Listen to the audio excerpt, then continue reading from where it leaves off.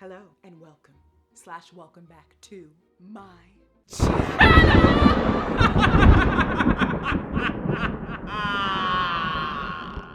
If you're new, my name is Khadija. Nieces, nephews, nibblings, aunties, uncle pibblings, you know what to do, but sorry I'm repeating myself. If you are new though, feel free to take a look around, suss out the vibe. It's looking a little different around here today because today we're talking about one of my favorite genres of movie. Horror! Horror has typically been used in society to show the social fears and anxieties of whatever time it finds itself in. Or, as my girl Robin R. Means Coleman says, horror is a great way to see a society's fears materialized as some fantastical, theatrical experience. And, depending on where in the world it is, horror can be used as a way to reimagine traditional folk tales, retell cultural lores for the modern era, and discuss political issues from its country of origin. According to Coleman, as a movie genre, horror disrupts, transgresses boundaries, upsets rationality. I mean, why are you running upstairs, girl? Get the knife and run out the door. Resists narrative closure, and best of all, evokes fear. The best horror movies set you up for 90 minutes of tension and release. They give you moments of emotional reaction, give you some comedic relief, and leave you feeling unsettled at the end either way, or settled enough to wait for the sequel. Now, usually, I sit in my workspace, talk to y'all about these sorts of things, but as you can tell by the increase in production value, today we're doing something a little bit different, something real spooky. Boom! Now, the horror I've been describing was mostly attributed to the horrors of whatever the dominant group is of a particular time or region. And if history is always told from the perspective of the colonizer, I mean Victor, then horror, at least in this part of the world, seems to have always been told from the side of the alleged victim. The only problem with that is that in America and Canada, the victimhood outlined in traditional horror movies tends to skew in one direction, to a certain hue of people. So where does that leave the rest of us? Those whose identities intersect and intersect until you find yourself further and further into the margins of society. What happens when those bodies interact with horror? What happens when those marginalized from the dominant group can't control how they're depicted in such a genre? And even worse, when that genre treats said marginalized folks as the real danger, the arbiters of evil. How does one figuratively and literally rewrite the script, flip the narrative, and show the audience what real horror looks like? And how far is too far? We're gonna try to answer all of those questions, provide some history, context, and learn all about what happens when race intersects with horror. So grab a snack, turn off the lights, and settle in, my children of the corn, because this is the stuff of nightmares. Also, don't expect this production value every week. This is like a once a month, once every couple months sort of thing to differentiate between my video essays and the dense topics, you know, because I don't have the budget to be doing this all the time, okay? Okay, thanks, bye!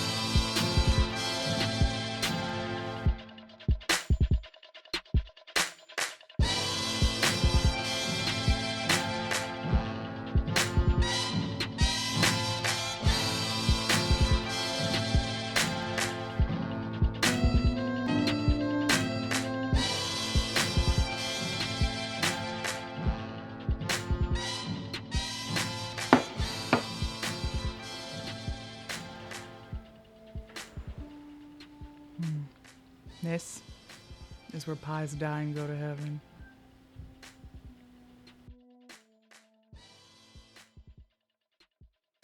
Now, if you're familiar with this channel, we always like to start with a bit of context because, I don't know, that's just how my brain works. So, let us go back to the genesis of this spooky ooky style of film. The horror genre, as Antonia Everyone say hi to Antonia. She's new to the crew. Maddie and Priscilla are still here, but she's going to be helping me with the long-form videos. But as Antonia wrote in her notes, the horror genre is heavily inspired by the literary genre known as the Gothic. This genre was known for being subversive, containing themes of darkness, repression, and elements of the paranormal and supernatural. We're talking Mary Shelley's Frankenstein, Bram Stoker's Dracula, and literally anything Edgar Allan Poe ever wrote.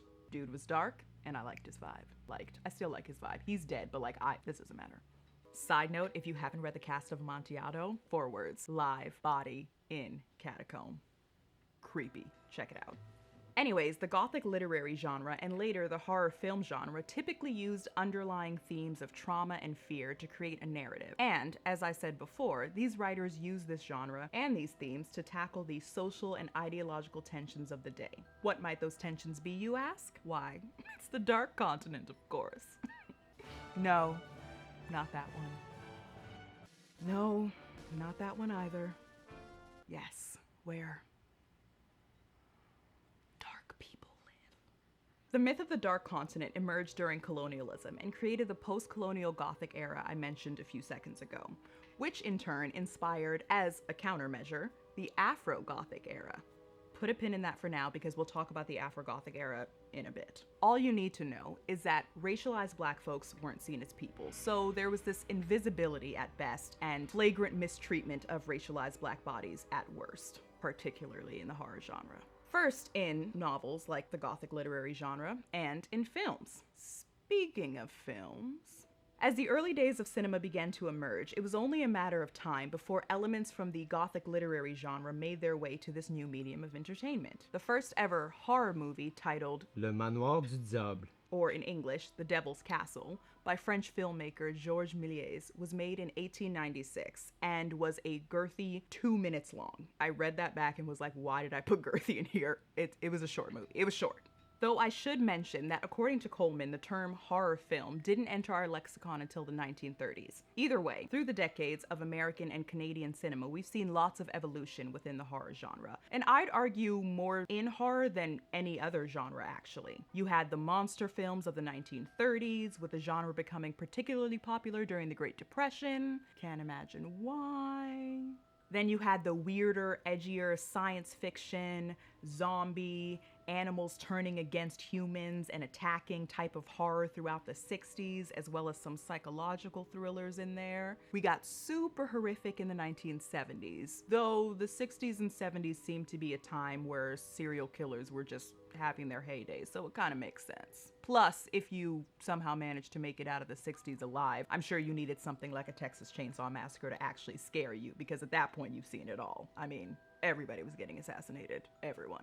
Either way, because repetition breeds apathy and horror is all about keeping the audience emotionally engaged, in the 80s we began to see the rise of the shock and slasher subgenre of horror.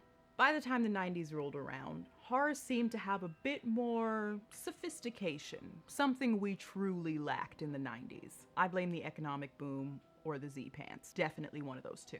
The rise of the psychological thriller mixed with horror elements was like a marriage of boring, average, everyday, middle-class, mostly white, suburban, or collegiate life with the terrifying escapism of horror. Horror films of the 90s seemed to reject the eccentric flamboyance of many genres from that decade. I'm looking at you, Batman, and maybe anything Tim Burton did. So I made a joke earlier about the economic boom, but that's because through that economic boom we actually saw an increase in budgets for horror films, which increased the production value. And there was also a rise in recognition of just how good international horror films could be. But every action has an equal and opposite. Subtract the 2, carry the 4, divide by 9, and you get the slew of gory horror porn that plagued the early 2000s. There were some gems in there, I'm not gonna lie, but I will never forgive y'all for Hostel, ever. Coming into the present day, it seems like we've entered into a real art house / international / political horror era. That acclaim for the genre from the 90s is being brought back, and new filmmakers are pushing even further into our psyches and the politics of the day, which, as I mentioned earlier, is what horror does. Fantastically explores our fears, or the fears of our collective consciousnesses, I should say. Consciousnesses?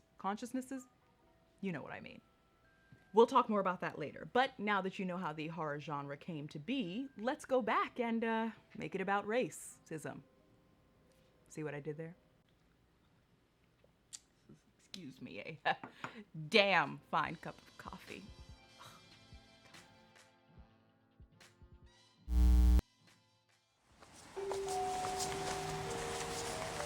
You can even. I'm filming you got out, it. yeah. Perfect. I'll hold this. Okay. This Inception. I'm gonna film you.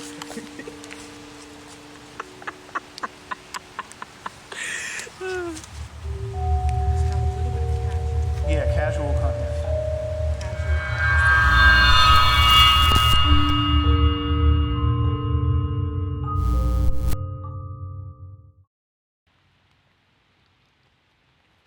Don't mind me. Just in the woods by myself hunting for a 70-year-old witch. Like the European Gothic literary genre I mentioned in the previous section, the Afro-Gothic genre attempted to explore ideological tensions of the time as well, using plenty of those same themes and elements of darkness, fear, and the psychological and supernatural, with one difference. As implied by the name, these stories were through a racialized Black experience, centering Blackness in a way not afforded to those racialized as Black in traditional Western literature. Queen Toni Morrison observed, Black folks were shoehorned into the role of symbol when it came to Gothic novels, if they appeared in them at all. But this forced symbolism also found its way to the horror genre. Please place another pin in that. Duties of the Africanist persona, duties of exorcism and reification and mirroring, are on demand and display in much of early American literature. Toni Morrison. Books like Richard Wright's Native Son and Toni Morrison's Beloved, to name a couple of examples, explored hauntings, murder, and the cruelty of slavery, and the prevalence of racism.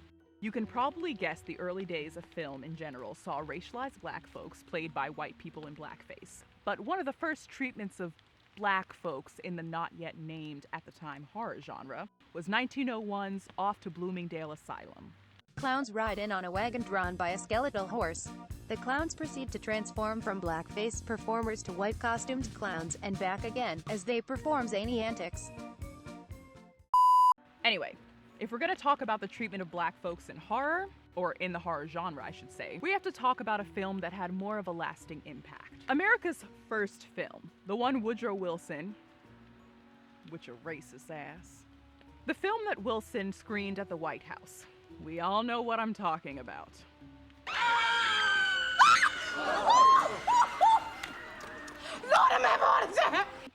I'm just kidding, y'all know I play too much. I'm talking about Birth of a Nation. Birth of a Nation was D.W. Griffith's 1915 silent film about the South's involvement in the War of Northern Aggression. I should not call it that. Just being funny. It's okay, you can laugh, it's fine.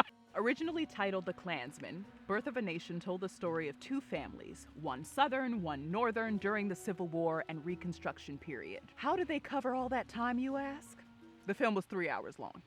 Anyways, it's kind of divided into two parts, with the first part being about the Civil War and stuff, and the second part being about race and revenge, as Coleman notes. This film portrayed Black folks, yes, it was white people in blackface, and it was mostly Black men as uncivilized and sexually aggressive towards white women. While the violence of the Civil War was terrifying, its true horror, according to the film, came after, in the form of unchecked, freed Black men. After Reconstruction, that post-American Civil War era, the U.S., in particular the South, had to deal with the integration and freedom of some 4 million former slaves. And though the Reconstruction laws were implemented leniently, I'd say in the South actually, Black folks were still able to start making a life for themselves, even being elected to Southern states' governments. Now, the racist good old boys of the South couldn't have that. Black men rising through the ranks, gaining power? So naturally they did what anyone would do, created a secret society with weird hazing rituals based on racism and general xenophobia, rode through the night in white hooded costumes, terrorizing Black people, and sometimes they, went to the store or something. These men were pretty evil in action. Either way, if you're familiar with this channel, you know that I've talked at length before about how people will find anything to justify their xenophobia, and the KKK was no different. There were narratives of black folks not being smart enough, needing to be ruled over or guided, that they liked being slaves, and that it would be unkind to free them because what would they do? Like animals, slaves needed to be owned. My God. But as black folks began to show that they were in fact just as intelligent, disciplined, and respectable enough to create their own way in this world, the racist whites had to come up with something else. Some fear tactic, interest in protecting the most vulnerable group. They're white women. And sorry ladies, but y'all had to know this was coming. The KKK was instrumental in creating the mythical black boogeyman, a hypersexual creature that thought of nothing but sweet white flesh. This creature wanted nothing more than to conquer everything the white man had, especially his woman.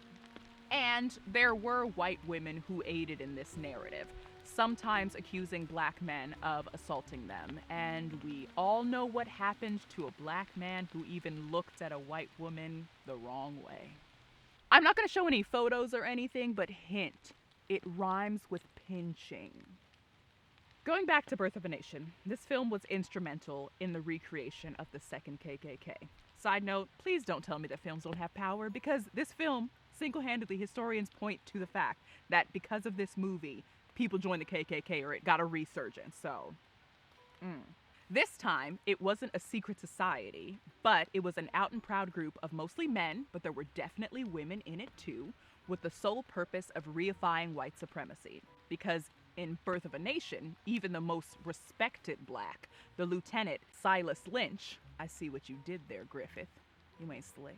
Either way, Silas Lynch is just as threatening and aggressive as any other black man, coding to the audience that no matter how respectful these people are, no matter what jobs they get, no matter how they seem to advance in society, they can never be trusted. Though Birth of a Nation isn't part of the horror genre, nevertheless, it introduced and secured in the American popular imagination a character of quintessential horror that would become a recurring popular narrative device for instilling fear. The brutal Buck is a vicious black male, and all the more dangerous because he is so single-minded and unrelenting in his evil doing. He cannot be reasoned with, as he lacks rationality. The character is so base and primal that he can only be understood as animalistic.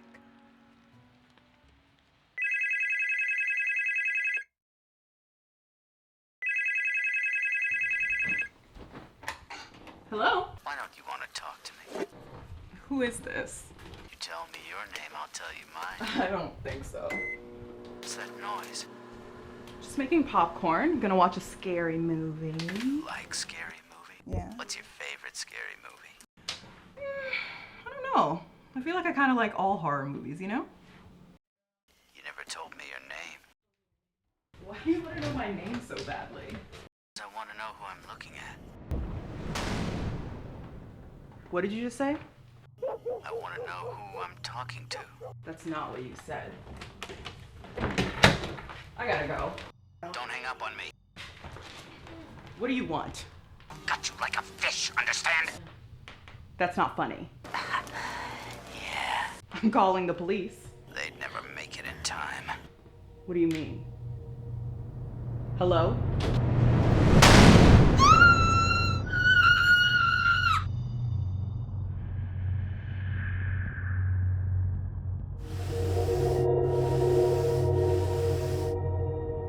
All right, y'all, confession. I put this wig on backwards.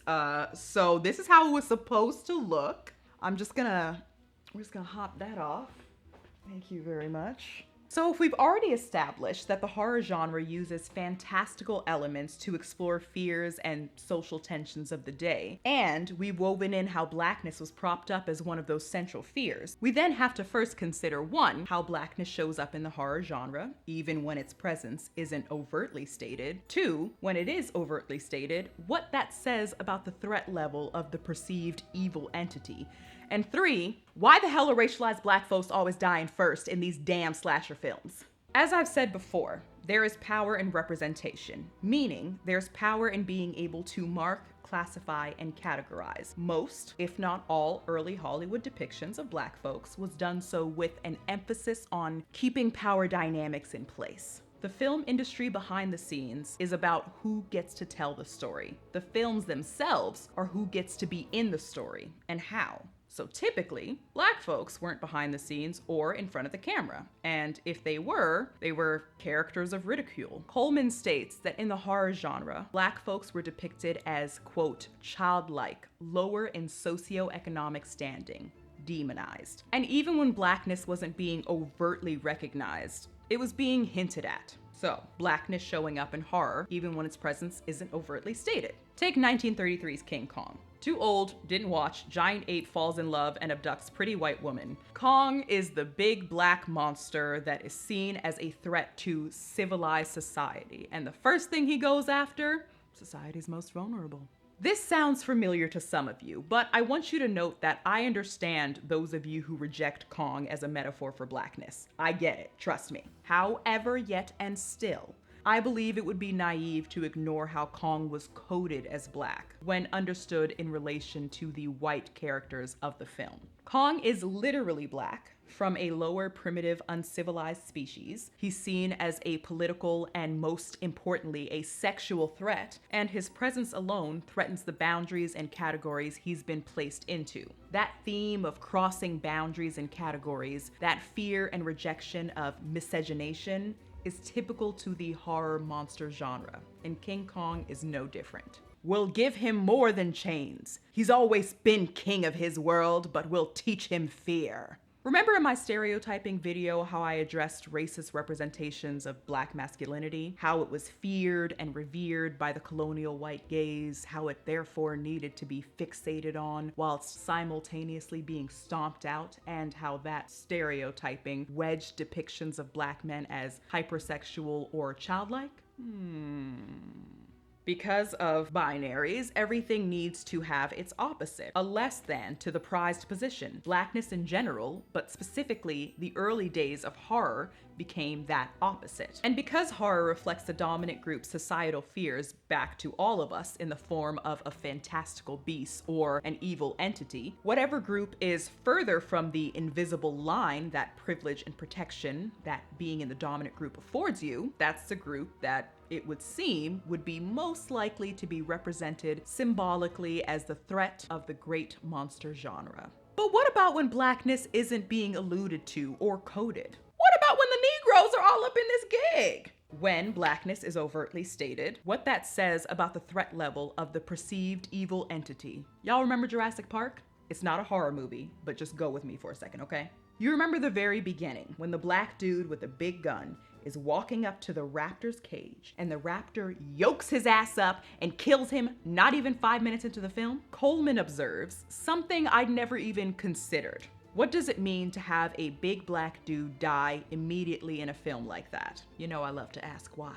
And Coleman suggests that this type of visual, the big bad creature, quote, securing a bloodbath victory over a black man with a big black gun, actually reinforces, one, the hyper masculinity of the black male body, and two, prepares the audience for just how big and bad this creature is. Because the creature took out the big bad black dude with the big black gun. Now, I want to be careful with that reading because I do believe in its accuracy, but I don't think, and Coleman doesn't seem to think this either, that this is the underlying narrative anytime a black man dies in a horror movie or some monster flick. But it's something to keep your eye on. Speaking of dying first. 3. Why the hell racialized black folks always die first in those damn slasher films? Okay, so growing up, I always remember this running joke about how black people always died first in horror movies. Like, one day I looked up and it was just there and I couldn't stop seeing it. The sociological media studies critic in me would say that it again goes back to setting up that threat level of whatever the great evil is. But it's also even more boring than that. Okay, not boring, but thoughtless and mean.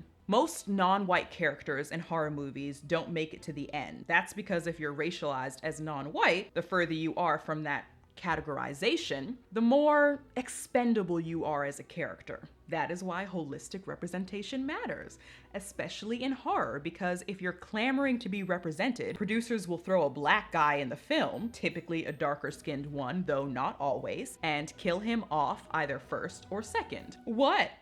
We gave you the representation. This is horror after all. Most people are gonna die no matter what. Besides, the funny part about black folks dying first in a horror movie though is that it's usually the white character that's doing the dumb shit that would get you killed, yet somehow they're like Teflon. The most they walk out with are, I don't know, a few bruises, someone else's blood all over them, especially if you're a pretty able-bodied middle-class white girl. Why do you think the final girl is even such a thing? This trope, also knowingly or not, reinforces this white savior notion in the most subtle of ways. In a horror movie, you're typically cheering for the protagonist, no matter what. Even if you aren't cheering for them, you're just hoping for their survival, because the big bad is evil and needs to be stopped.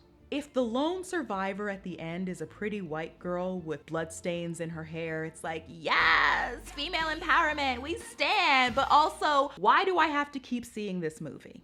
Why are white people the only ones to survive? Are they lucky, more industrious, smarter, or are they just the ones writing the scripts?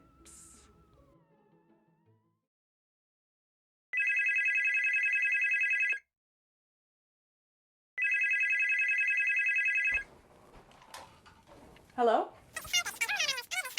Oh, hey girl, what's up? No, not much. I'm actually just heating up some popcorn. I'm gonna watch a movie.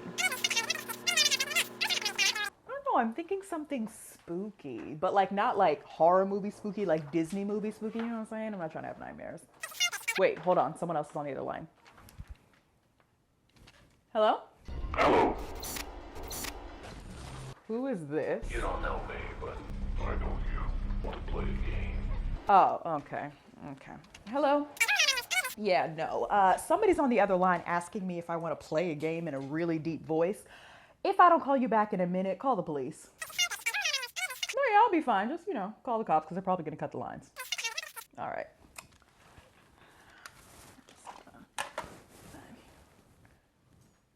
Hello? The mindless and hysterical banality of evil presented in The Exorcist is the most terrifying thing about the film. The Americans should certainly know more about evil than that. If they pretend otherwise, they are lying. And any black man, and not only blacks, many, many others, including white children, can call them on this lie. He who has been treated as the devil recognizes the devil when they meet. See, if Drew Barrymore had been racialized as black, Scream, that scene, wouldn't have lasted that long, but you know what? We don't do stereotypes on this channel. I'm gonna put this knife away and we'll get back into it.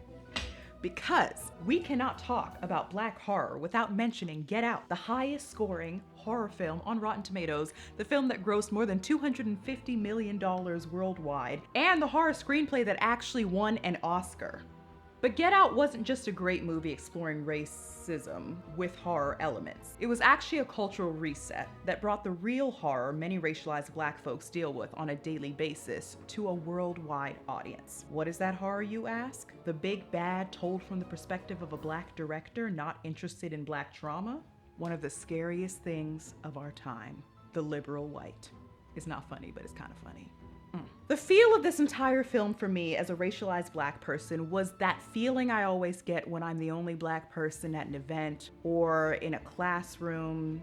It's the double consciousness we hear so much about. Seeing yourself one way whilst being hyper aware of the outside world, or at least how the outside world sees you based off your skin color. As a racialized black, watching this film, it didn't seem like a fantastical political horror movie to me. It seemed like a little too close for comfort. No, I don't believe white folks have created the sunken place, but it wouldn't shock me if some folks were interested in that. You know what I'm saying? Either way, one of the reasons I believe Get Out was such a phenomenal success and why films that have come after it seem to be trying to do the same kind of horror, socio-political commentary, and why a lot of them fall short is because Get Out wasn't about black pain. It wasn't obvious about depicting the big bad as racist white folks, at least not right away. It wasn't interested in inflicting further trauma on black bodies to get the point across. By contrast, Get Out shows how black horror can effectively combine gore and visceral commentary on race. The film indulges in genre tropes, to be sure, but it exercises caution in dealing with physical trauma to black characters. In other words, Get Out wasn't a black tragedy porn disguised as a horror movie. It was just a good horror movie, told from a specific and uncommon lens, the perspective of a racialized black man. It was always gonna be a little different because Jordan Peele isn't the standard when it comes to horror movie writers or directors, at least not in 2017 and to Hollywood. I mean, I was honestly still calling him Megan for 6 months after Get Out premiered, but that's neither here nor there.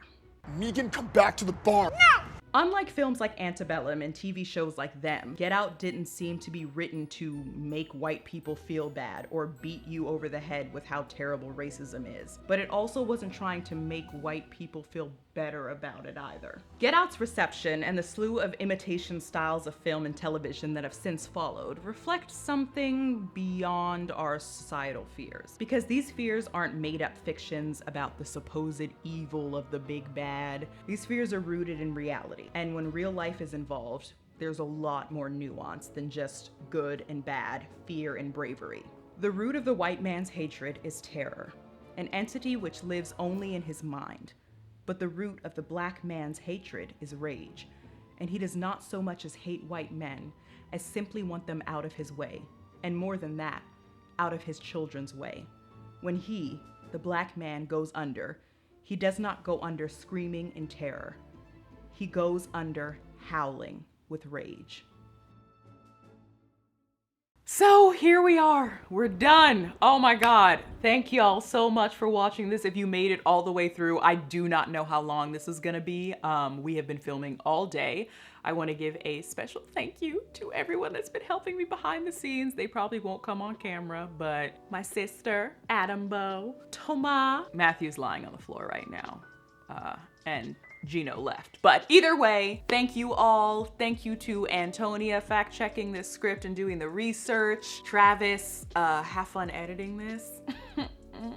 Yeah, and next week when I see y'all, we'll be back in the office. We'll be back doing regular filming things. But yes, thank you so much for watching. Let me know some of your favorite horror movies. I don't know, some weird intersections of horror and race that you've noticed. If you thought some of the points were fair but a bit reaching. If you were like, why'd you talk about this? Listen, I can only cover so much, so here we are. But please, share your opinions, your thoughts. Hope y'all like this new vibe for the longer form video essays once every couple months. And yeah, be sure to feed your plets, water your plets, and remember that you can always change your mind because you can, and I will see y'all in the next one. Bye.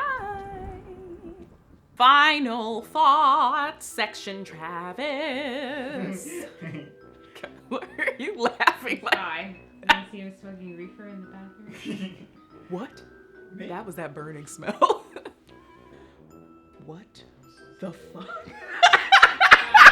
Sound guy's phone. Not the sound guy's phone beeping.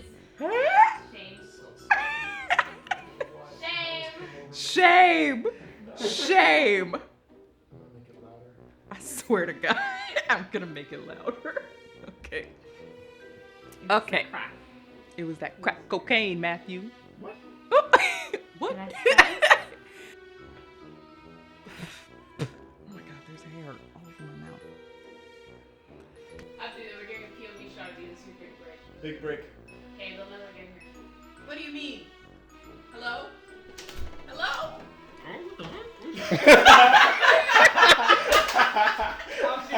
You just. Matthew's arm Oh, is so man. weird. Wait, where's the... Maybe you should do a left-handed pass. Should we wipe Should I do that? One arm, but not that one, the other one. This arm. Oh, great. I need to say it again. Okay, we're just gonna cut. Travis, we're cutting from Which a Racist Ass into the film he screened at the White House, okay? Perfect. Hi, Travis. That's Matthew. Okay, and Tomas is laughing. I know! I talk to him all the time when I'm doing these, so he knows. Hey, Travis. He's in Jamaica? Yeah. Oh, man, I want to be Okay. Ow! Abdu! You were supposed to Like this? Oh! Oh my gosh. My monitor. This is giving me anxiety. I know. Who knew this was gonna be the hardest part to film? Oh my. Is it okay? Yeah, it's all good. Lynching. Oh my god. I was like, Matthew! I will hand you this coffee. God. You will put it on the counter and then slide it over. Or you will just hand it to me. Just put it down. I will. Alright, Like this. pull the focus. What? Mommy, Why am I stop doing- roasting him? I know. Yeah, he's fine. He's used to it. You can do it, Travis. Or being encouraging. I'm like, he's fine. I'm calling the police. They'll never get here in time. What do you mean? Abdu is missed his cue. Abdu!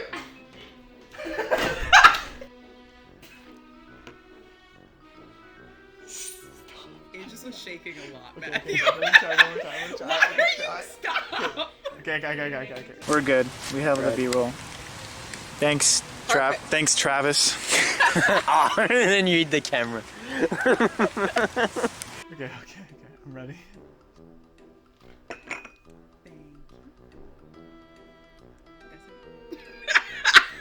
You don't have to do that part.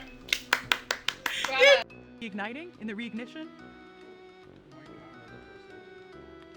Matthew, you cannot just say white power. You are white. You cannot just say white power. It's subconscious. Uh-oh. The rest of us are like, you got something you want to tell us? Centuries. Centuries of ancestry. How's it feel? White man. My God. Jesus. Okay, I'm sorry. I'm back. Sorry, Matthew. And because horror reflects the dominance group's... This is your fault. You did this. I'm kidding. I got an idea. And she's screaming. Yeah. Yeah, I'm recording it. Yeah. Hello? Abdu! Khadijah, why Did I bite you? No, that's not the narrative. He literally into my teeth. What? How can you be looking at her like different? That's good. Good looking.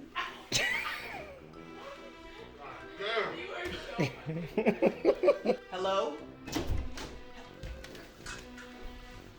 Oh, sorry for asking. Yeah, you should like Canadian collapse. Oh! Have you ever seen someone get murdered? Why is that? Oh, Lord!